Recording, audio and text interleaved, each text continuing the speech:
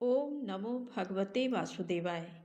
आप सभी का हमारे YouTube चैनल पर हार्दिक स्वागत है। आज सुने पाप मोचनी एकादशी व्रत की पौराणिक कथा। चैत्र कृष्ण पक्ष में जो शुभ एकादशी आती है उसका नाम है पाप मोचनी। ये सब पाप का क्षय करने वाली है। जो भी श्रेष्ठ मनुष्य पाप मोचनी एकादशी का व्रत करते हैं उनका सारा पाप नष्ट हो जाता है। भगवान श्री कृष्ण ने कहा, हे अर्जुन, चैत्र मास के कृष्ण पक्ष की एकादशी को पाप मोचनी एकादशी के नाम से जाना जाता है। एक बार की बात है, पृथ्वीपति राजा मांधाता ने लोमस ऋषि से यही प्रश्न किया था जो तुमने मुझसे किया है। अतः जो कुछ भी ऋषि लोमस ने राजा मांधाता को बतलाया वही मैं तुमसे कह रहा हूँ। राजा मांधाता ने धर्म के गुह्यतम रहस्यों के ज्ञाता महर्षि लोमस से पूछा, हे ऋषि श्रेष्ठ, मनुष्य के पापों का मोचन किस प्रकार संभव है? कृपा कर कोई ऐसा सरल उपाय बताएं जिससे सभी को सहज ही पापों से छुटकारा मिल जाए। महर्षि लोमस ने कहा, हे नृपति, हे राजन, चैत्र मास के कृष्ण पक्ष की एकादशी का नाम पाप मोचनी एकादशी है। उसके व्रत के प्रभाव से मनुष्यों के अनेकों पाप नष्ट हो जाते हैं। मैं तुम्हें इस व्रत की कथा सुनाता हूँ, ध्यान पूर्वक श्रवण करो। प्राचीन समय में चैत्ररथ नामक एक वन था। उसमें अप्सराएं किन्नरों के साथ विहार किया करती थीं। वहाँ सदैव बसंत का मौसम रहता था, अर्थात उस जगह सदा नाना प्रकार के पुष्प खिले रहते थे। कभी गंधर्व कन्याएं विहार किया करती थीं, कभी देवेंद्र अन्य देवताओं के साथ क्रीड़ा किया करते थे। उसी वन में मेधावी नाम के एक ऋषि भी तपस्या में लीन रहते थे। वे शिव भक्त थे। एक दिन मंजुघोषा नामक एक अप्सरा ने उनको मोहित कर उनकी निकटता का लाभ उठाने की चेष्टा की। इसलिए वह कुछ दूरी पर बैठ बीड़ा बजाकर मधुर स्वर में गाने लगी। उसी समय शिव भक्त महर्षि मेधावी को कामदेव भी जीतने का प्रयास करने लगे। कामदेव ने उस सुंदर अप्सरा के भ्रू का धनुष बनाया, कटाक्ष को उसकी प्रत्यंचा बनाई और उसके नेत्रों को मंजुघोषा अप्सरा का सेनापति बनाया। इस तरह कामदेव अपने शत्रु भक्त को जीतने को तैयार हुआ। उस समय महर्षि मेधावी भी युवावस्था में थे और काफी रिष्ट पुष्ट थे। उन्होंने यज्ञोपवीत तथा दंड धारण कर रखा था। वे दूसरे कामदेव के समान प्रतीत हो रहे थे। उस मुनि को देखकर कामदेव के वश में हुई मंजुघोषा ने धीरे धीरे मधुर वाणी से बीड़ा पर गायन शुरू किया, तो महर्षि मेधावी भी मंजुघोषा के मधुर गाने पर तथा उसके सौंदर्य पर मोहित हो गए। वह अप्सरा मेधावी मुनि को कामदेव से पीड़ित जानकर उनसे आलिंगन करने लगी। महर्षि मेधावी उसके सौंदर्य पर मोहित होकर शिव रहस्य को भूल गए और काम के वशीभूत होकर उसके साथ रमण करने लगे। काम के वशीभूत होने के कारण मुनि को उस समय दिन रात का कुछ भी ज्ञान न रहा और काफी समय तक वे रमण करते रहे। तदुपरांत मंजुघोषा उस मुनि से बोली, हे ऋषवर, अब मुझे बहुत समय हो गया है, अतः स्वर्ग जाने की आज्ञा दीजिए। अप्सरा की बात सुनकर ऋषि ने कहा, हे मोहिनी, संध्या को तो आई हो, प्रातः काल होने पर चली जाना। ऋषि के ऐसे वचनों को सुनकर अप्सरा उनके साथ रमण करने लगी। इसी प्रकार दोनों ने साथ साथ बहुत समय बिताया। मंजुघोषा ने एक दिन ऋषि से कहा, हे विप्र, अब आप मुझे स्वर्ग जाने की आज्ञा दीजिए। मुनि ने इस बार भी वही कहा, हे रूपसी, अभी ज्यादा समय व्यतीत नहीं हुआ है, कुछ समय और ठहरो। मुनि की बात सुन अप्सरा ने कहा, हे ऋषिवर, आपकी रात तो बहुत लंबी है। आप स्वयं ही सोचिए कि मुझे आपके पास आए कितना समय हो गया। अब और ज्यादा समय तक ठहरना क्या उचित है? अप्सरा की बात सुन मुनि को समय का बोध हुआ और वह गंभीरता पूर्वक विचार करने लगे। जब उन्हें समय का ज्ञान हुआ कि उन्हें रमण करते 57 वर्ष व्यतीत हो चुके हैं तो उस अप्सरा को वह काल का रूप समझने लगे। इतना ज्यादा समय भोग विलास में व्यर्थ चला जाने पर उन्हें बड़ा क्रोध आया। अब वह भयंकर क्रोध में जलते हुए उस तप नाश करने वाली अप्सरा की तरफ भ्रिकुटी तानकर देखने लगे। क्रोध से उनके अधर कांपने लगे और इंद्रियां बेकाबू होने लगी।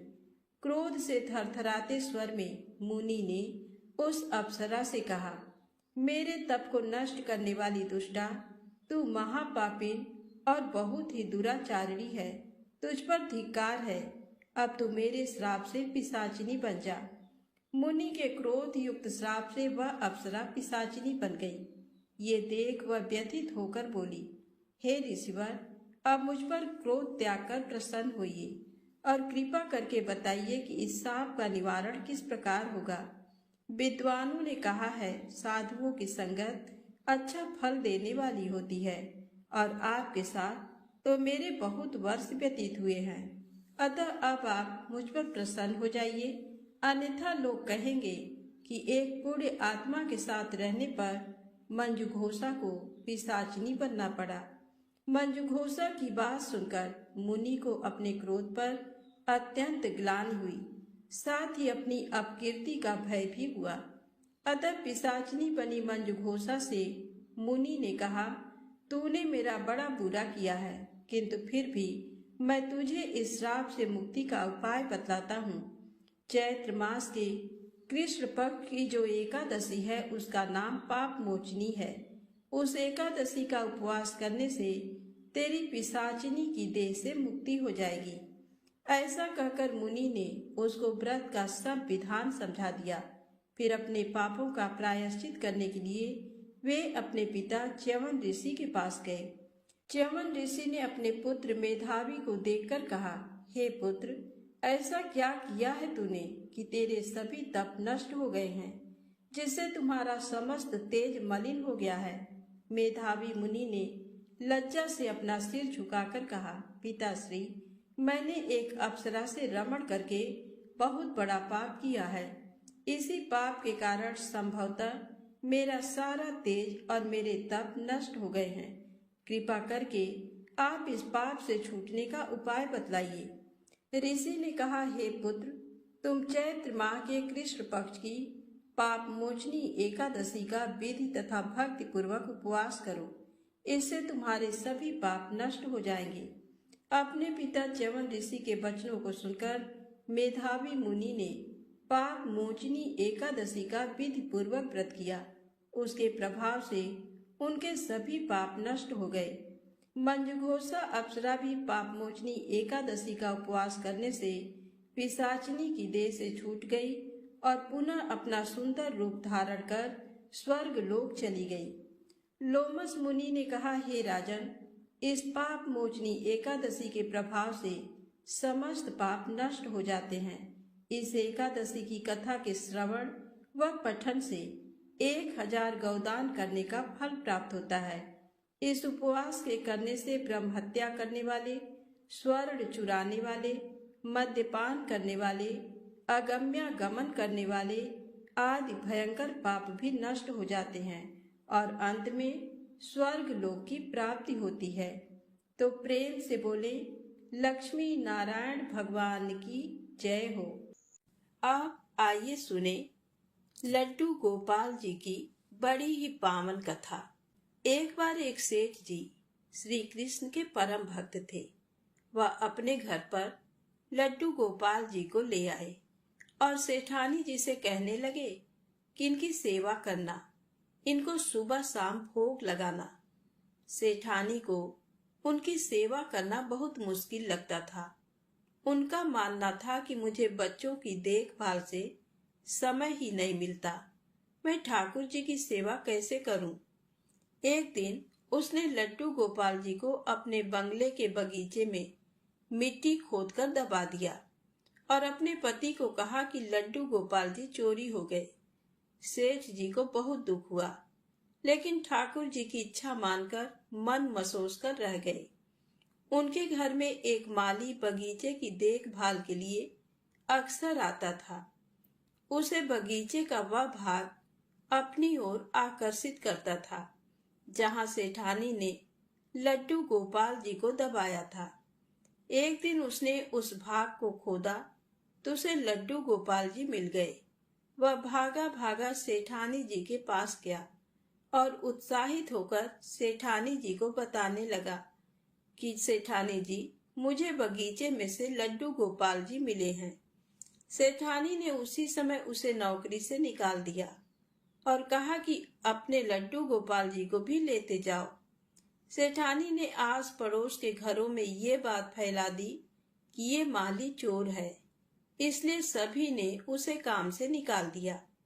सेठानी के मन में था कि कहीं माली बगीचे में से ठाकुर जी के मिलने की बात उसके पति को ना बता दे, इसलिए उसने ये सारा षड्यंत्र रचा। माली मायूस होकर घर चला गया और पत्नी को लड्डू गोपाल को सौंपकर रोने लगा। पत्नी ने कहा कि रो क्यों रहे हो? ये तो अच्छी बात है कि आप लड्डू गोपाल घर पर लेकर आए। माली ने सारी बात अपनी पत्नी को बताई कि कैसे लड्डू गोपाल के मिलते ही उसकी नौकरी चली गई। इसमें अच्छी क्या बात है? पत्नी ने पति को ढांढस बंधाया और कहा कि ईश्वर पर विश्वास रखें, इसमें भी उन्होंने कुछ अच्छा ही सोच रखा होगा। मालिन ने लड्डू गोपाल जी को साफ कर स्नान कराया और उन्हें घर के मंदिर में स्थापित कर भोग लगाया। जो मिट्टी ठाकुर जी के साफ करने के बाद मिली थी, उसने अपने पति से पूछा कि इसका क्या करूं? तब माली ने कहा कि बाहर आंगन में इतनी सारी मिट्टी पड़ी है, उसमें ही फेंक दे। पत्नी ने मिट्टी बाहर पड़े ढेर पर फेंक दी। अब माली का 2 वक्त का गुजारा भी बहुत मुश्किल से हो रहा था, क्योंकि उसके चोर होने की झूठी खबर के कारण उसे सभी ने नौकरी से निकाल दिया था। एक दिन एक व्यक्ति उसके घर के बाहर से निकल रहा था। उसके घर के बाहर पड़ी मिट्टी में बहुत सुंदर फूल खिले देखे तो उसने माली को बाहर बुलाया। उसने पूछा कि क्या तुम इन फूलों के बारे में जानते हो? तब माली ने कहा कि मैंने यहाँ ये फूल उगने से पहले कभी नहीं देखे थे, मुझे इन फूलों के बारे में जानकारी नहीं है। उस व्यक्ति ने बताया कि ये एक खास किस्म के फूल हैं, बाजार में ये फूल बहुत महंगे दाम पर बिकते हैं। माली ने जब फूल के बारे में जानकारी इकट्ठी की तो उस व्यक्ति की बात सच निकली। वो फूल खास किस्म के थे और बहुत महंगे दाम पर बिकते थे। अब उसने उन फूलों की खेती बड़े पैमाने पर करनी शुरू कर दी। कुछ ही वर्षों में वह धनवान बन गया। उन दोनों पति पत्नी ने निश्चय किया कि ठाकुर जी की सेवा में विघ्न न आए, इसलिए हम बच्चा नहीं करेंगे। ठाकुर जी की सेवा हम बच्चे की तरह करेंगे। एक दिन उस माली के घर एक भिखारिन भीख मांगने आई। माली ने उसे पहचान लिया। माली ने कहा कि सेठानी जी, आप भीख क्यों मांग रही हैं? भिखारिन ने कहा कि मैं तुम्हें पहचान नहीं पाई। माली ने कहा कि मैं वही माली हूँ जिसे आपने चोरी का झूठा इल्जाम लगाकर नौकरी से निकाल दिया था। मैं आज तक इस बात से परेशान हूँ कि आपने ऐसा क्यों किया था। तब सेठानी ने कहा कि मेरे पति की मृत्यु हो गई है और जिन बच्चों की देखभाल करने के लिए मैंने ठाकुर जी को मिट्टी में दबाया था, उन्होंने मुझे घर से निकाल दिया। मैं अब भीख मांगकर गुजारा करती हूँ। मैंने तुम पर झूठा इल्जाम इसलिए लगाया था कि कहीं बगीचे में से लड्डू गोपाल निकलने की बात तुम मेरे पति को ना बता दो। माली ने कहा कि अब आप परेशान ना हो, आपकी सेवा मैं करूंगा, क्योंकि कारण चाहे जो भी हो, लेकिन आपकी वजह से मुझे लड्डू गोपाल जी मिले और उन्होंने मेरा जीवन ही बदल दिया। तो प्रेम से बोले लड्डू गोपाल की जय हो। आइए सुने भगवान और भक्त की एक सच्ची कहानी। इस कहानी को पूरा अवश्य सुनिएगा। द्वारकापुरी के समीप ही डाकौर नाम का एक गांव है। वहां श्री रामदास जी नाम के एक भक्त रहते थे।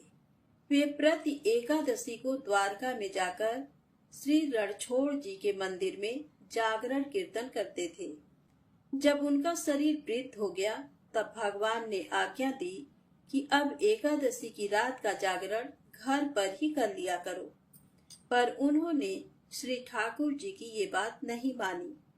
भक्त का दृढ़ नियम देखकर भाव में भरकर भगवान बोले, अब तुम्हारे यहाँ आने का कष्ट मुझसे सहन नहीं होता है, इसलिए अब मैं ही तुम्हारे घर चलूंगा।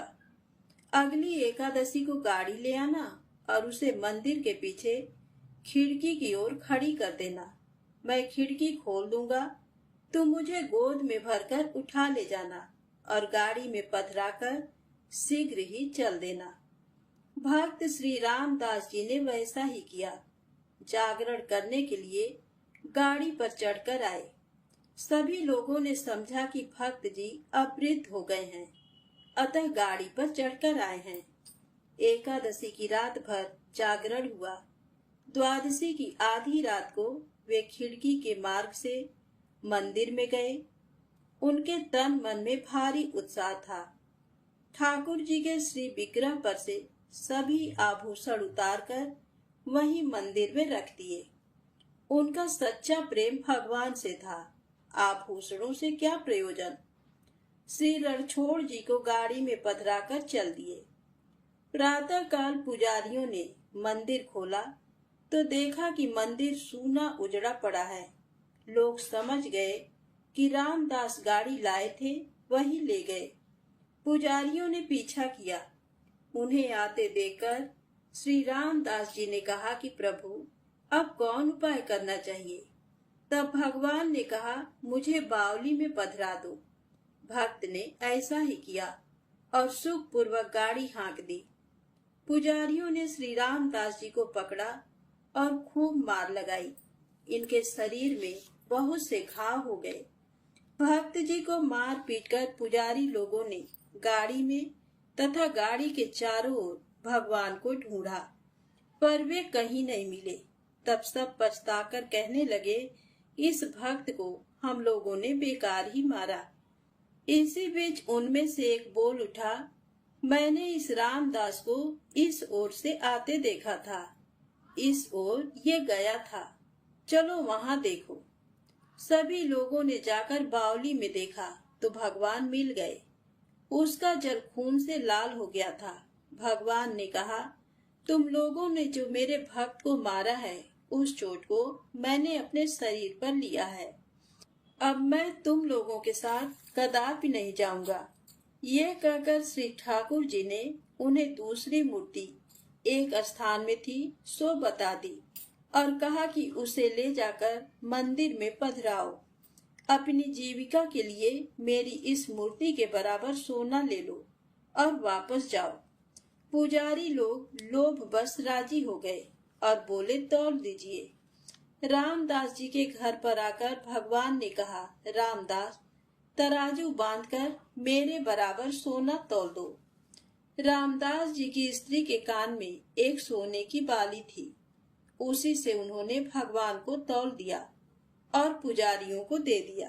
पुजारीगण अत्यंत लज्जित हुए और वहां से उठकर घर चले आए। श्री रणछोड़ जी रामदास जी के घर में ही विराजे। इस प्रसंग में भक्ति का प्रकट प्रताप कहा गया है। भक्त के शरीर पर पड़ी चोट को जब प्रभु ने अपने ऊपर ले लिया, तब उनका आयुध छत ये नाम हुआ। भगवान ने भक्त से अपनी एक रूपता दिखलाने के लिए ही चोट सही, अन्यथा उन्हें भला कौन मार सकता है। आज भी श्री रणछोड़ भगवान को पट्टी बांधी जाती है। धन्य है भक्त रामदास।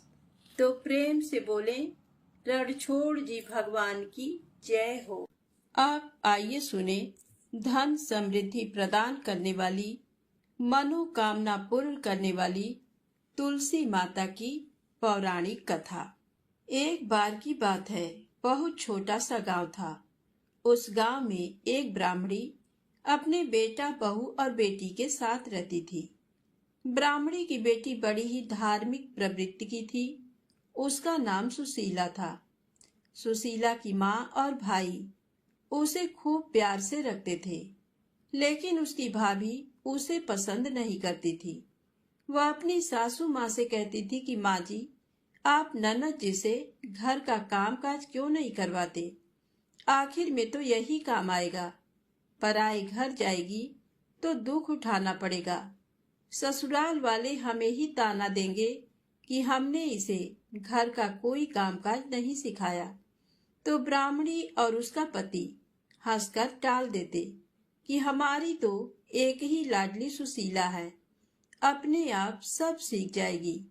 सुशीला ने जब से होश संभाला तभी से वह तुलसी जी को सींचती, दिया बाती करती, रोज 5 परिक्रमा करती, तुलसी जी के 16 श्रृंगार करती, मेहंदी काजल बिंदी लगाती, चुनरी उड़ाती, मिश्री और माखन का भोग लगाती और रोज तुलसी जी के पास 5 भजनों को गाती और तुलसी माता को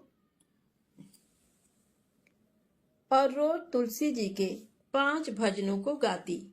पूजा करने के बाद वह बोलती कि हे तुलसी माँ, सोने के लोटे में जल दो और लड्डुअन का थाल दो। तो ऐसा कहते ही दोनों चीजें उसके सामने आ जाती। सुशीला उन्हें ले जाकर अपनी माँ को दे देती, जिससे उनके घर में कभी भी अन्न धन की कमी नहीं हुई। समय बड़ा खुशी खुशी बीत रहा था। जब सुशीला विवाह लायक हुई तो ब्राह्मणी ने अपने बेटे से कहा कि बेटा, तेरी बहन विवाह लायक हो गई है, इसके लिए अच्छा घर बर तलाश करो ताकि हम सुशीला का धूमधाम से विवाह कर सके। तभी सुशीला की भाभी बीच में ही बोली कि माँ जी, मेरी तो एक ही लाडली ननद है, इसके लिए तो घर बर मैं ही ढूंढूंगी। मेरी कौन सी 2-4 नंदे हैं, अपनी ननद के नेक चार तो मैं ही करूंगी। इसके लिए अच्छा पति लाऊंगी। पति और सास ने कहा कि जैसा तुम ठीक समझो वैसा करो। तब भाभी अपने मन ही मन सोचने लगी कि अब आया ऊंट पहाड़ के नीचे, अब मैं अपनी मन की निकाल लूंगी। वर्षों से वह अपनी ननद से खार खाए बैठी थी, तो उसने मन ही मन सोचा कि इसके लिए ऐसा गरीब वर ढूंढूंगी ताकि मेरी सास और मेरे पति को सबक मिल सके। तब भाभी ने एक गरीब से गरीब घर में सुशीला का रिश्ता तय कर दिया। तब ब्राह्मणी ने और उसके बेटे ने सुशीला का धूमधाम से विवाह कर दिया। जब सुशीला विवाह होकर ससुराल में पहुंची तो कोई वहां मंगल गीत गाने वाली महिलाएं नहीं थी। किसी ने उसका आवभगत नहीं किया। ससुराल में केवल उसकी विधवा सासू और एक कुंवारी ननद थी। रात्रि में सुशीला ने दाल रोटी खाई और सो गई। सुबह रोज की तरह वह जल्दी उठी, स्नान आदि करके सुशीला अपनी सासू माँ के पास आई और पूछने लगी कि माँ जी, मेरा तो नित्य का नियम है कि मैं तुलसी जी की पूजा करती हूँ, तभी मैं अन्न जल ग्रहण करती हूँ। माँ जी, हमारे घर में तुलसी जी का पौधा कहाँ है? तो सास बोली कि बहू, हमारे घर में तो तुलसी का पौधा ही नहीं है। ऐसा करो, तुम अपनी ननद को साथ लेकर पड़ोस में चली जाओ, वहां तुलसी का पौधा है, तुम वहां जाकर पूजा कर आओ। तब सुशीला अपनी छोटी ननद को साथ लेकर पड़ोस में तुलसी जी की पूजा करने चली गई। सुशीला ने वहां तुलसी जी की पूजा करी। हमेशा की तरह पूजा करने के बाद वह बोली कि हे तुलसी माँ, सोने के लोटे में जल दो और लड्डुअन का थाल दो। उसी समय दोनों चीजें उसके सामने आ गईं। सुशीला ने दोनों सामान पड़ोसन को पांव छूकर दे दिया। पड़ोसन धन और लड्डू पाकर बहुत खुश हुई। पड़ोसन ने सुशीला से कहा कि बहू, तुम तो रोज तुलसी जी की पूजा करने आ जाया करो। पड़ोसन को धन का लालच आ गया। जैसे ही सुशीला अपनी ननद के साथ घर आई तो ननद ने अपनी माँ को सारी बात बता दी। सास ये सुनते ही लाल पीली हो गई कि सोने का लोटा और लड्डुअन का थाल पड़ोसन को दे दिया अब देखती हूँ कल कैसे पड़ोस में पूजा करने जाती है। दूसरे दिन सुबह जब सुशीला पूजा की थाली लेकर पड़ोस में तुलसी पूजा करने जाने लगी तो सास ने मना कर दिया। सास बोली कि बहू कोई जरूरत नहीं रोज रोज दूसरों के घर पूजा करने जाने की। बहू तेरे मायके के रीति रिवाज यहाँ नहीं चलेंगे, चलो चुपचाप से घर के काम काज में लग जाओ। सुशीला अपनी सास से कुछ नहीं बोली। उसने घर के चूल्हे चौके का सारा काम किया, भोजन बनाया, सबको भोजन खिलाया, लेकिन उसने स्वयं अन्न जल ग्रहण नहीं किया क्योंकि उसका नित्य का नियम था। वह तुलसी जी की पूजा करने के बाद ही अन्न जल ग्रहण करती थी। इस तरह 4-5 दिन निकल गए। तब एक रात्रि को स्वप्न में तुलसी माता ने सुशीला को दर्शन देकर कहा कि हे बेटी उठो, क्यों भूखी प्यासी हो। बेटी तुम आजकल मेरी पूजा भी नहीं करती हो, ना ही तुम मुझे जल से सींचती हो, ना घी का दीपक जलाती हो, और ना ही तुम मीठे मीठे मुझे भजन सुनाती हो। तो स्वप्न में ही सुशीला बोली कि हे तुलसी माँ, मेरे ससुराल में तुलसी का पौधा ही नहीं है। पड़ोस में मुझे सासू माँ जाने नहीं देती। तब तुलसी माँ बोली कि बेटी मैंने तेरे घर के आंगन में अपना वास बना लिया है, तुम अब रोज मेरी पूजा किया करो। ऐसा कहकर तुलसी माँ अंतर ध्यान हो गई। सुबह जब सुशीला सोकर उठी तो उसे रात के स्वप्न वाली बात याद आई। सुशीला भागी भागी आंगन में देखने गई तो वहां तुलसी का पौधा दूर तक फैला हुआ था, जिसकी हर लड़ी में सोने हीरे मोती जड़े थे। सुशीला देखकर बहुत खुश हुई। उसने पहले स्नान किया, पूजा की थाली जमाई और फिर उसने तुलसी माँ को जड़ से सींचा, घी का दीपक जलाया, रोली मोली चावल रक्षा बांधा, मेहंदी काजल बिंदी लगाई, चुंदड़ी उड़ाई और बोली कि हे माँ तुलसी, सोने के लोटे में जल दो, लड्डुअन का थाल दो। ऐसा कहते ही दोनों चीजें उसके सामने आ गई। सुशीला ने दोनों सामान जाकर अपनी सास को पांव छूकर दे दिया। सास और ननद आश्चर्य में पड़ गई कि ये सब कहाँ से आया। सुशीला ने उन्हें पूरी बात बताई। सासू ननद भागी भागी घर के आंगन में देखने आई तो तुलसी का पौधा धन से लड़ जड़ हो रहा था। सास और ननद ने सुशीला के पांव पकड़ लिए। सुशीला ने कहा कि माँ जी, ननद जी, आप मेरे पांव मत पड़िए, उल्टी गंगा नहीं बहती, मैं आपके पांव लगूं। आप तुलसी माँ के पांव पड़िए। अब सास और ननद भी अपनी बहू के साथ तुलसी जी की पूजा करने लगी। कुछ ही समय में वे बहुत अमीर हो गए। वे अमीर लोगों की श्रेणी में गिने जाने लगे।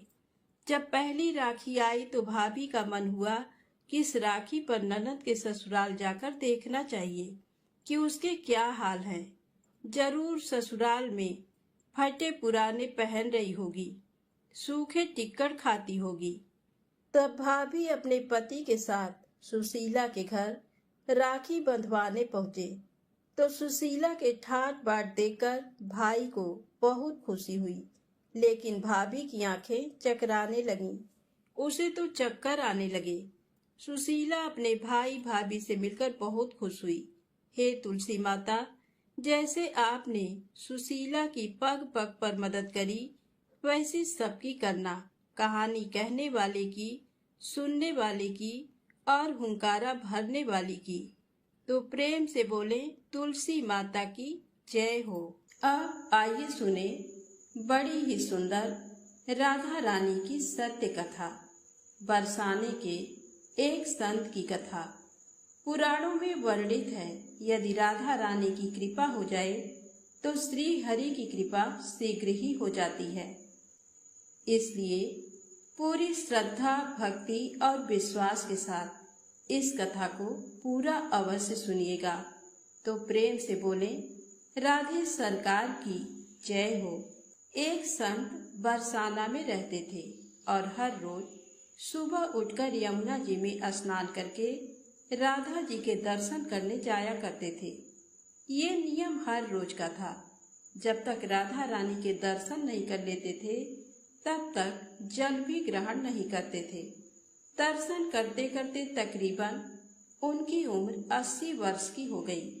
आज सुबह उठकर रोज की तरह उठे और यमुना में स्नान किया और राधा रानी के दर्शन को चले गए।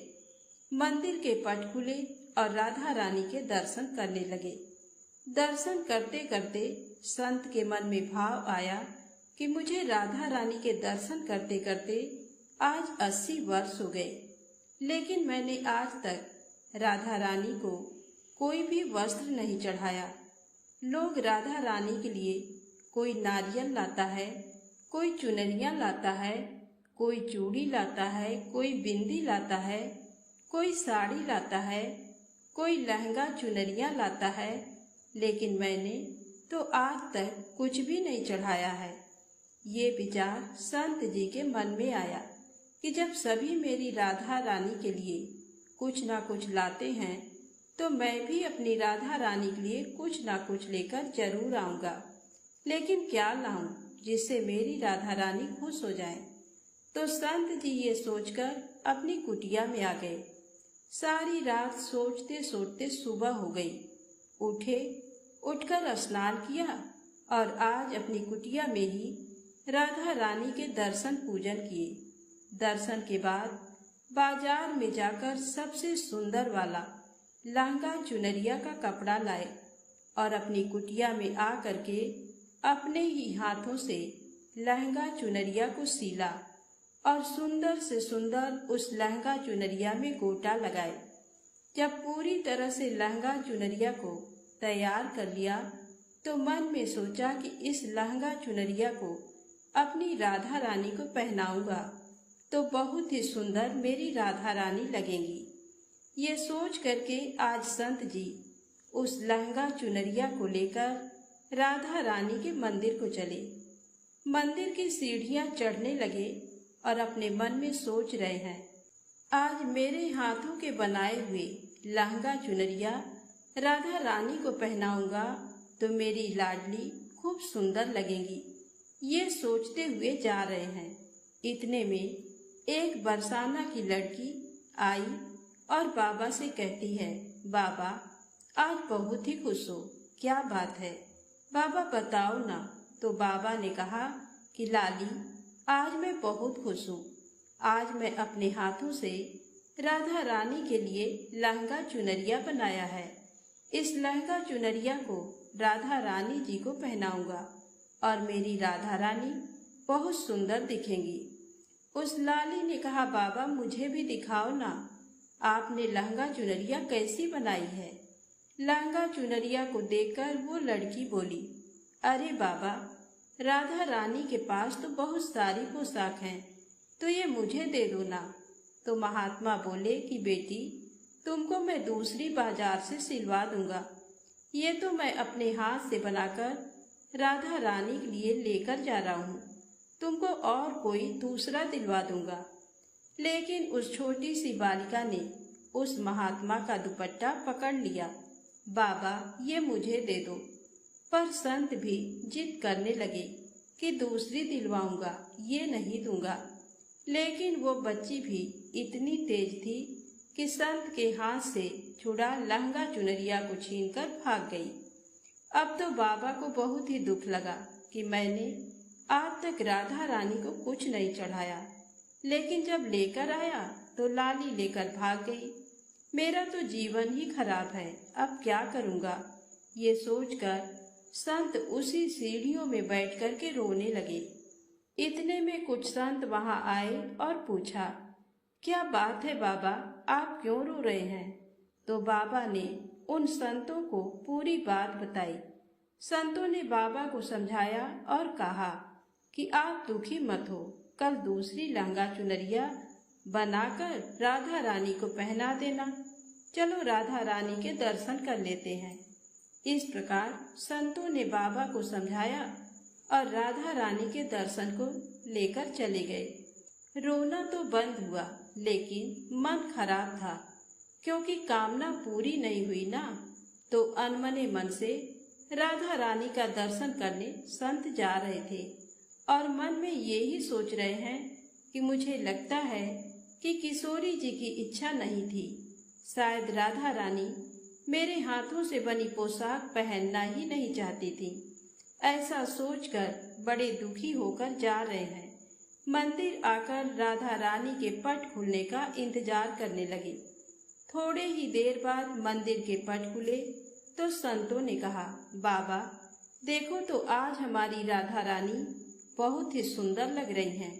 संतों की बात सुनकर के जैसे ही बाबा ने अपना सिर उठा करके देखा तो जो लहंगा चुनरिया बाबा ने अपने हाथों से बनाकर लाया था वही आज राधा रानी ने पहना था। बाबा बहुत ही खुश हो गए और राधा रानी से कहा, हे राधा रानी, आपको इतना भी सब्र नहीं रहा? आप मेरे हाथों से मंदिर की सीढ़ियों से ही लेकर भाग गई, ऐसा क्यों? सर्वेश्वरी श्री राधा रानी ने कहा कि बाबा, आपके भाव को देखकर मुझसे रहा नहीं गया, और ये केवल पोशाक नहीं है, इसमें आपका प्रेम है। इसलिए तो मैं खुद ही आकर के आपसे लहंगा चुनरिया छीनकर भाग गई थी। इतना सुनकर के बाबा भाव विभोर हो गए और बाबा ने उसी समय किशोरी जी का धन्यवाद किया। तो प्रेम से बोले, राधे सरकार की जय हो।